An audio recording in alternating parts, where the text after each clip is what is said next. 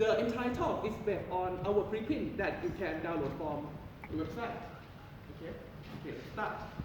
So, directed type theory gains many attention from the hot community. Basically, it's just a homotopy type theory, but some morphism, some part may not be invertible. And this is important because it allows us to see a type as a category.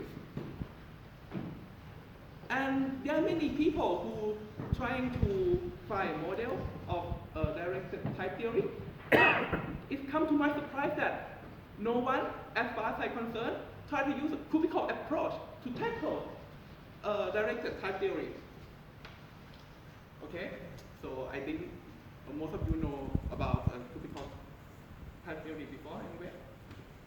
So the cubical set usually comes with the Kant-Filling condition, which usually said that given a partial cube that has one face missing, we can always fill another one.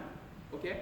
For example, in two-dimensional case, you can see that if we have the left, the bottom, and the right part, we can fill and get the top one. This is nice because it allows us to define a composition on cube. However, it also introduces invertibilities.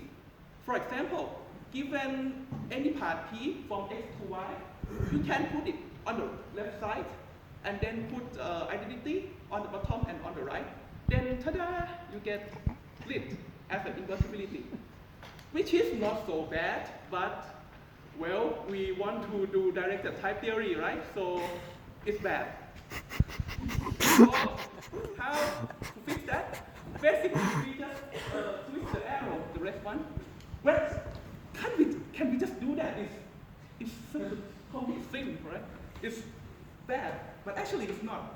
This thing can be generalized very naturally in higher dimension. And in order to see that, we need to see what would it be for standard? First, you start with a point for zero-dimensional standard cube, and then you extend it along a new dimension to get a line. Then you extend it again and again in a new dimension to get a square and cube and so on, right? For the twisted cube, you are doing the same thing, but just before you finish, just after you finish extending along a new dimension, you twist everything at the source, okay? So, with this way, this is how twisted cubes are generated.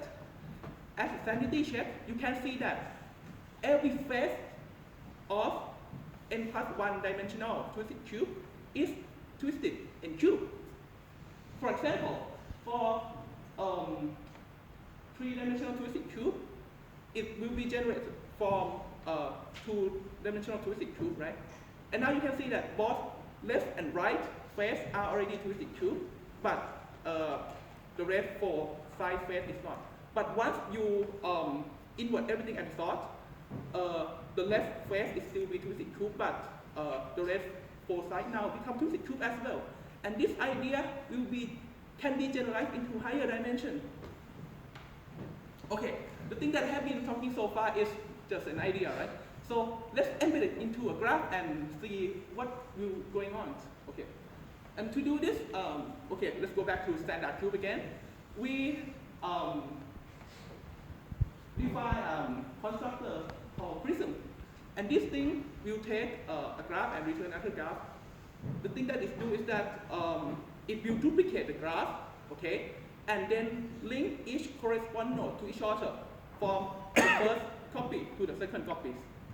Okay, then we can define Cn to be standard cube graphs, okay, which is basically just a singleton reflexive graph that has been applied by prism n time.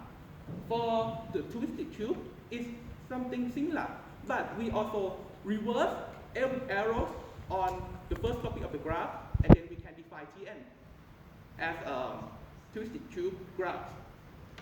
And we saw that we need a graph to be reflexive to support degeneracy later. Okay. And some of you probably noticed, there is also alternative representation which is non-recursive of Cn and Tn. Basically, the node of the graph will be a binary number, and the edge can be either the reflexive edge or the edge that link between two nodes that has exactly one bit that is different, right? For the standard cube, normally the node that has the bit, the different bit as 0 will become the dot and 1 for another one, right? But for the twisted cube, we need to be more careful because we need to see that how many times that edge has been swapped. And this is fully determined by the number of zeros that come before the different bits, okay? And if that number is odd, that means the edge must go reverse, so the source and target need to be swapped, okay? And this alternative non-recursive definition allows us to classify each edge to its corresponding dimension. And this classification will be used later on. Okay, now it's come to the thing that I think is quite interesting about cubic cube. That is, it has a unique Humanian part. And as you can see from serial proof up to for proof of cubic cube, okay, it has a unique Humanian part. But actually, it's not just for this, but it's also extend to arbitrary higher one. And to prove this, we prove by induction. The base case is obvious. But for the induction case, we need to prove that the twisted prism preserves a unique Humanian part. And to do this, let's think like this. If you have a graph that had a unique Humanian part, right? You duplicate it. Then you reverse everything on the first copy. Once you reverse it, right? The part of the first copy will reverse. So the node that used to be the smallest node now becomes the biggest, okay? And that the former smallest node has a correspondent to the smallest node of the second copy, right? And that is linked. So to unique Humanian part of a smaller graph linked to the bigger one. And now we get a bigger unique Humanian part. As a direct consequence, if you take the transitive closure of this graph, you will get a linear order, which is quite interesting for cube, right? And this is kind of correspond to 2 to the power of n minus 1 simplex. Okay, now let's get back and talk about standard cube more. In order to make sure that the thing that I have been doing so far makes sense, so I should make some connection to the literature. And we do this by establish the connection between our cube with the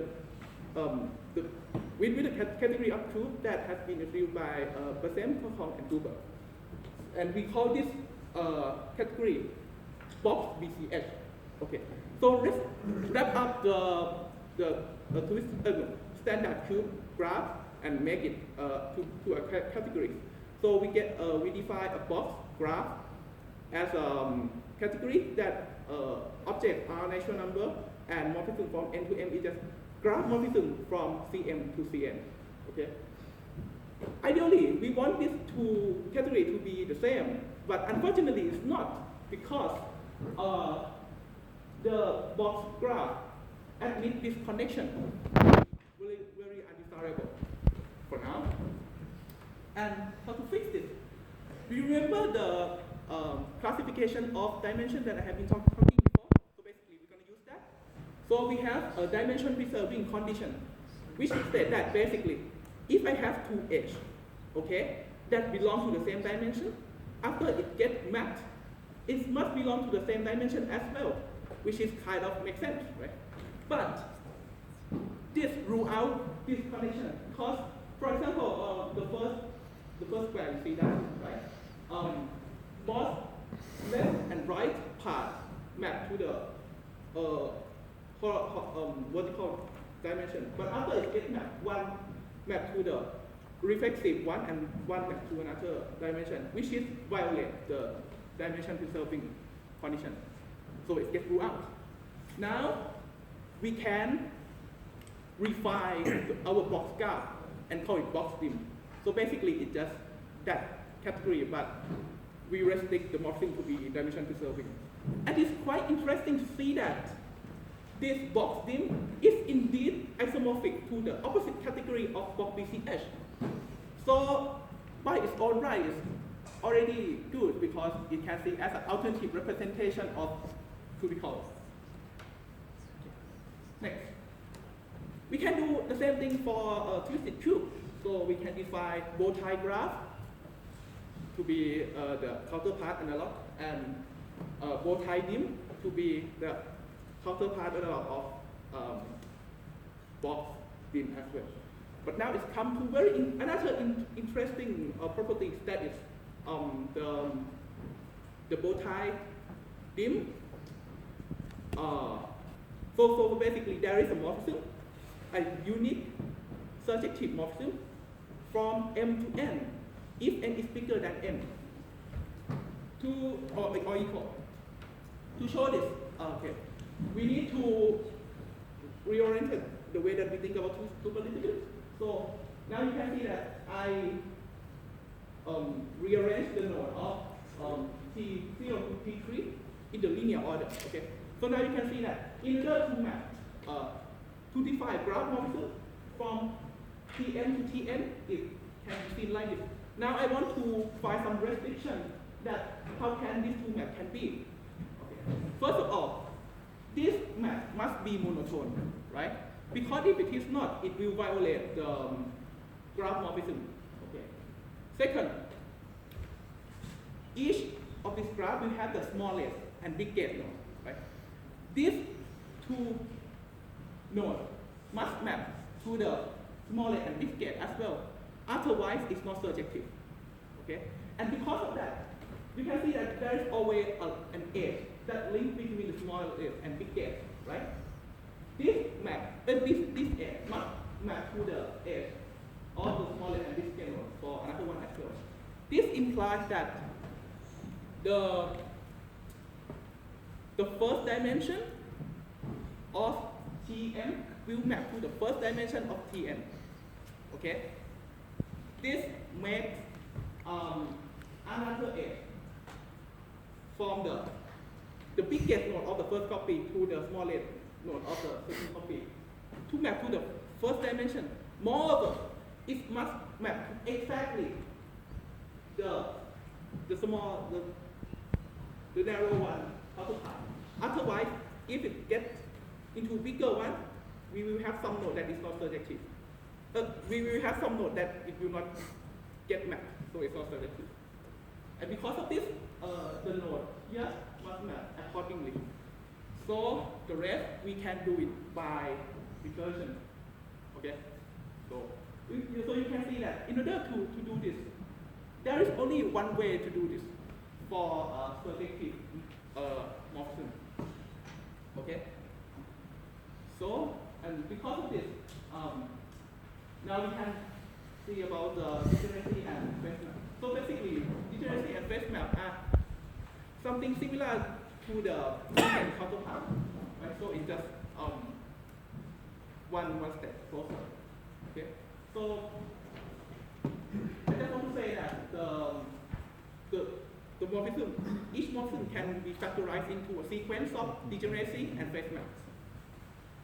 Okay, so it's come to conclusion now. You can see that twisted cube has many interesting properties.